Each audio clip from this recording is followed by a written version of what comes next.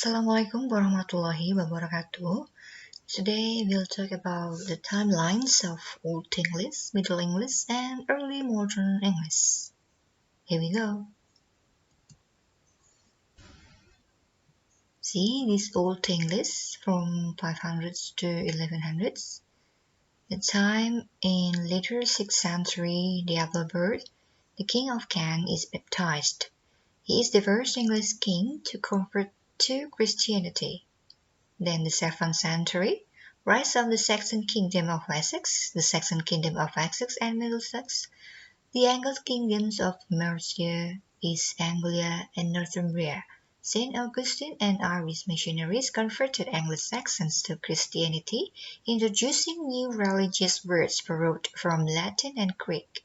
Latin speakers began referring to the country as Anglia and later as England. Then, in 673, Ecclesiastical History of the English People, a key search of information about Anglo-Saxon settlement.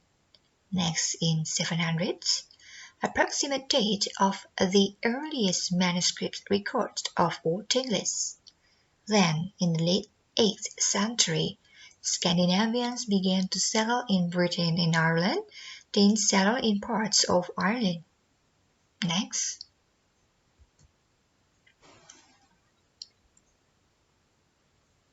in early 9th century, Egbert of Wessex incorporates Cornwall into his kingdom and is recognized as overlord of the 7 kingdoms of the Angles and Saxons.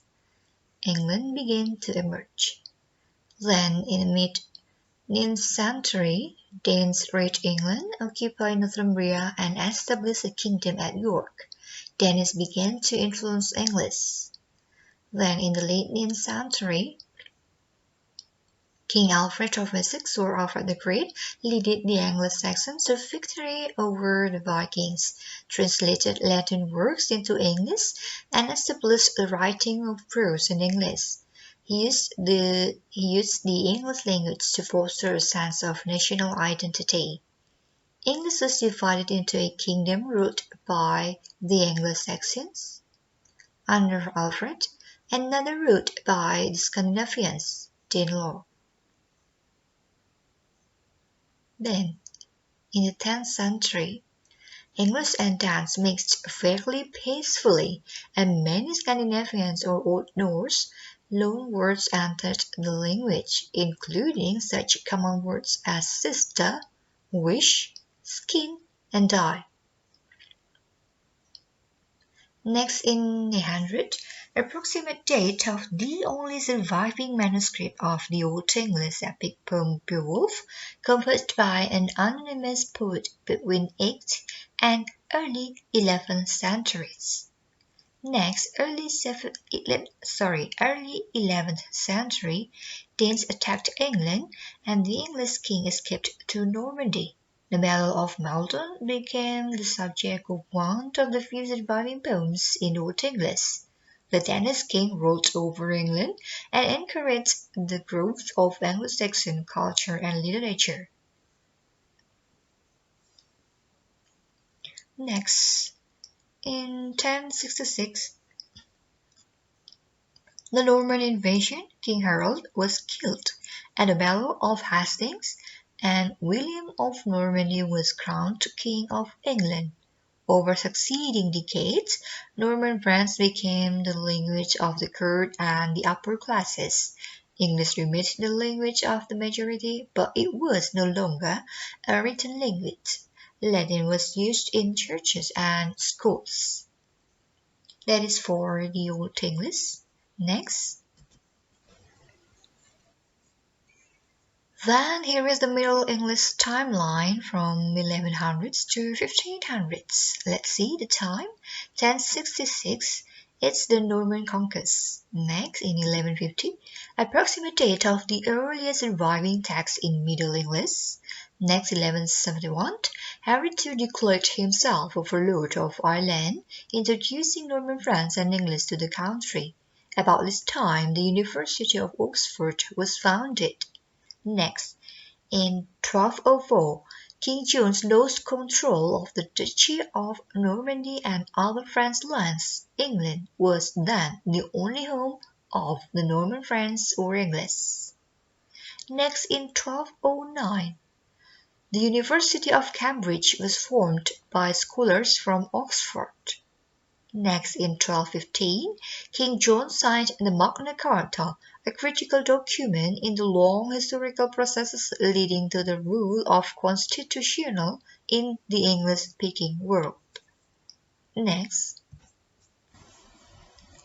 in the late 13th century, under Edward I, royal authority was consolidated in England and Wales. English became the dominant language of all classes. Next, mid to late 14th century, the 100 Years' War between England and France led to the loss of almost all of England's French possessions. The Black Death killed roughly one-third of England's population. English became the official language of the law courts and replaces Latin as the medium of instruction at most schools. The Great Vowel Shift began, marking the loss of the so-called pure vowel sounds and the loss of the phonetic pairings of the most long and short vowel sounds. Next, in 1362, the Statute of Pleading made English the official language in England. Parliament was opened with its first speech delivered in English. Next, in 1399, at his coronation, King Henry IV became the first English monarch to deliver a speech in English. Next, in the late 15th century, William Caxton brought to Westminster the first printing press and published sources to contemporary tales. Literacy rates increased significantly, and printers began to standardize English spelling. Next. So we come to early modern English timeline from 1500s to 1800s. Let's see. In 1500s, it is the beginning of English Renaissance. In 1450, the Great Vowel Shift began, and William Caxton established the first English printing press in 1476. Next, in 1569, the Great Bible was published, so English translation of the Bible was in every church. Next, in 1590, William Shakespeare wrote his first plays. Next, in 1607, Jamestown, the first permanent English settlement in the New World, was established. Next, in 1611, the Authorized Version of the Bible was published. Next, in 1616, death of William Shakespeare. Next, in 1702, publication of the first daily English language newspaper, the Daily Courant, in London.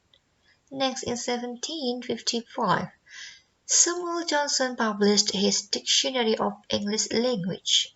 Next, in 1788, British penal colony established in Australia. Noah Webster published the American Spelling Book. Next. Oh, that's the end of the slide. Thank you for watching, and I hope you don't get boring. Thanks again, and wassalamualaikum warahmatullahi wabarakatuh.